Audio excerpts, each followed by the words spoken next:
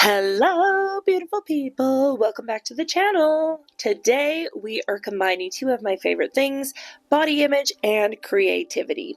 Two things that I absolutely love and go hand in hand together.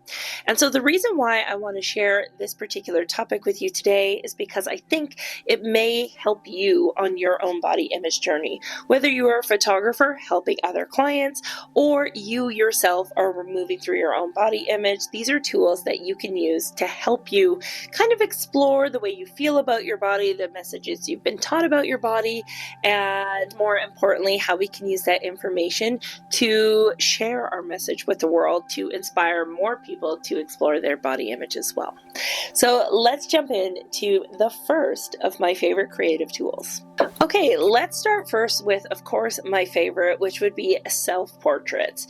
Now, self-portraits have been with me through my whole life. In fact, here is the very first self-portrait that I found that I've taken on an old Kodak point and shoot, probably when I was in grade 7, which is kind of cool.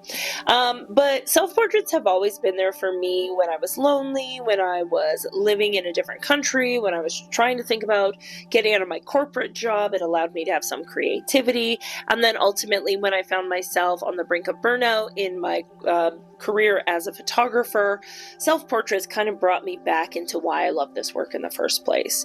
So why self-portraits are good in terms of body image, however, is because it allows you the opportunity to see your body differently, to see your body as what it is. And sometimes that can be confrontational, but you realize after you've taken the photo that even though it is confrontational, it is just what it is. In fact, one of my favorite activities to suggest to people is say, what is the thing you fear the most? Let's photograph it. Bring it to the surface, write down everything you think about yourself or that body part or whatever it is. And then go back through everything you wrote down and ask yourself, who taught me that? Who profits off of me thinking this way? Do I want to continue believing this? Is this actually 100% true? That's a good question to ask. And get curious about where those thoughts are coming from. The act of seeing your body, and here's the thing, if you were to do a self-portrait every day, for a month, by the end of the month, I think you would have a lot less negative things to say about yourself. And the reason why that is because suddenly your body is less shocking because you're seeing it every single day. For the majority of us, there's this part in our attempt to just make peace with our bodies where we start to ignore our bodies altogether. We acknowledge it is what it is. I don't hate it, but I'm just not going to look at it. But then what happens is we catch a glimpse of our body in a mirror, or we turn wrong and somebody takes a picture, and suddenly we are brought right back down because we thought ignoring it would be better. Not true. Self-portraits allow us to see ourselves multiple times in multiple different ways, multiple different angles, and realize we're still the same people. You know, our body just looks different in different ways. That's it. It doesn't hold any power over us anymore. So self-portraits essentially allow us to bring the things that we are scared of into the light, and ultimately we can start to create beauty out of them. Incorporate flowers or stickers or jewels, or if you're a photographer, photograph yourself in a way that makes you feel good. Just start to show up in terms of photography and understand that looking at your body is one of the best ways for you to heal your body image. All right. Okay, so creative avenue number 2 in how we can work through or self-express our body image is through the art of sculpting. There we go. And it was only this year earlier last year that I actually took up sculpting with clay for the first time. I had always wanted to do it. I saw people make these like great booby mugs, and I went to my local craft store and I was like, I really want to make a booby mug. And the guy was like, the hell are you talking about? I was like, I just want to make a coffee mug. He didn't need to know the aesthetics of it.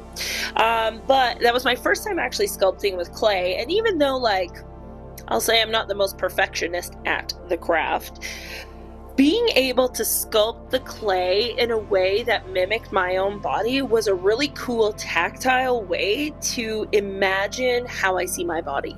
So when I would make the bum cheeks, because my bum's a bit flatter compared to other bums, Um, all of my little statues always had a bit more of a flatter bum, and then the tummy, I would be able to expand it, accentuate it, maybe add some to the hips, and really just like try to form my body in more of a 3D format.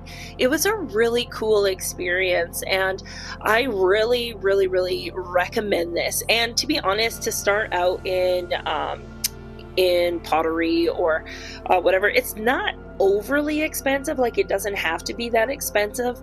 In fact, like, I got a huge box full of clay that I was able to make like 7 different things out of, and then you go back and you get it fired, and then you can glaze it if you want, and then fire it again. So overall, I think for all the pieces, it cost me maybe I want to say probably close to $75 to make all of the things.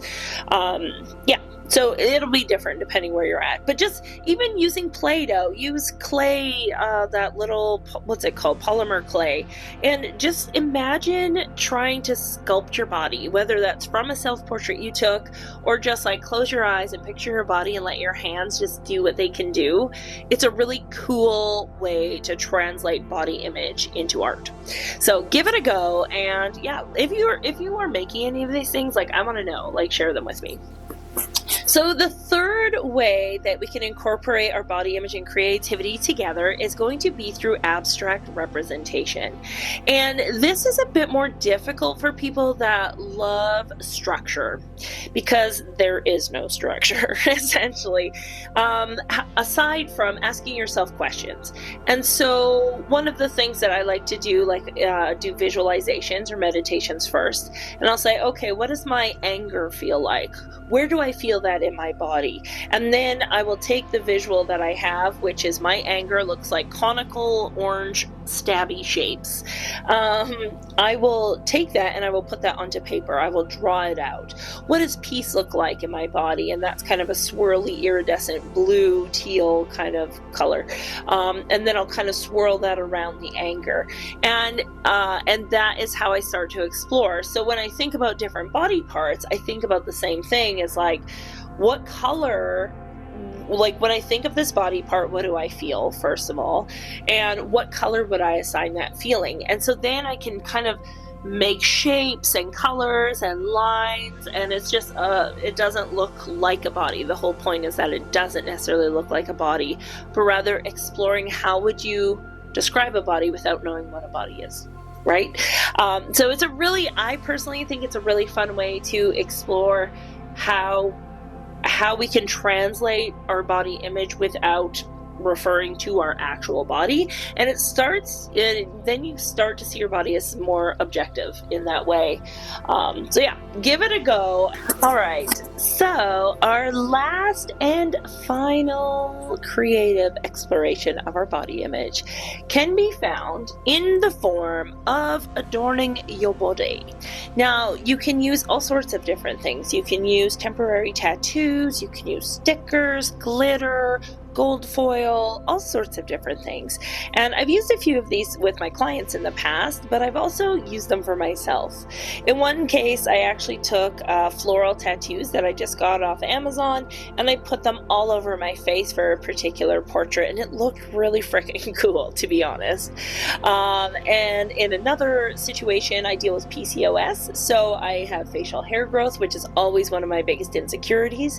And so for a self-portrait to kind of explore that, I use those little tiny jewel earrings that we used to wear in the 80s on our ears when we didn't have our ears pierced, and I put them all over my jawline and took photos of that, because that was a part that usually I hide, and in that case I wanted to accentuate in that way. And so I want to remind you that you can incorporate more than one of these at a time. Like you could literally probably, I'm trying to think if there's a way that you could use all 4 of these in a self-portrait, or all the 3 of them in a self-portrait. And I think you probably could, like, you could use the clay that you would normally sculpt. Oh, actually I did a self-portrait with this. Somebody had made a body cast, and I held it in front of my body to talk about the disparity between how we think our bodies should look and how our bodies do. And so you could do something like that, but use a cast, and then you could use kind of different colors to paint on the cast to make it look a certain way, and then you could attach it to your body in certain ways. I don't know. But you can definitely combine more than one of these to explore your body image in this way. And I think it's just so powerful for us to really think about our bodies in a way that is beyond what society tells us our bodies are. And art is a fantastic way to do this. And so there is no right or wrong way to explore it. I think this is also the important thing to say. Just like there is no right or wrong way to have a body, there is no right or wrong way for you to explore your body image. These are just 4 examples of things that I've done that have helped me in my journey, but feel free to share what you do with yours in the comment section below, because the more we can share ideas, the more ideas are out there, and the more creativity is out there, and the more bodies and body image we're healing, which I think is really important. So my friends, that is it. Those are the 4 techniques that I use. Hopefully you have found one that is beneficial for you. Feel free to share with me if you do try any of these out. I want to know which ones resonated with you, which ones did not. Share on Instagram. Feel free to tag me at Terry Hofford, or on TikTok, also at Terry Hofford. I want to know. I want to see what you're creating in terms of your body image so I can celebrate it with you. And just remember that you are so much more than your body. And the more that we can move beyond the distractions that we've been taught. This is the thing, your body isn't a distraction, but you've been taught that it is. And I want us to step away and change that energy into something creative, alchemize it into something beautiful, amazing, that makes you feel less alone and makes others feel less alone. Because our bodies are going to change, we are going to change, and we need to be accepted all along the way. All right, so just remember, you are an amazing human being. You are loved, you are safe, you are supported, and I will see you in the next video. Bye!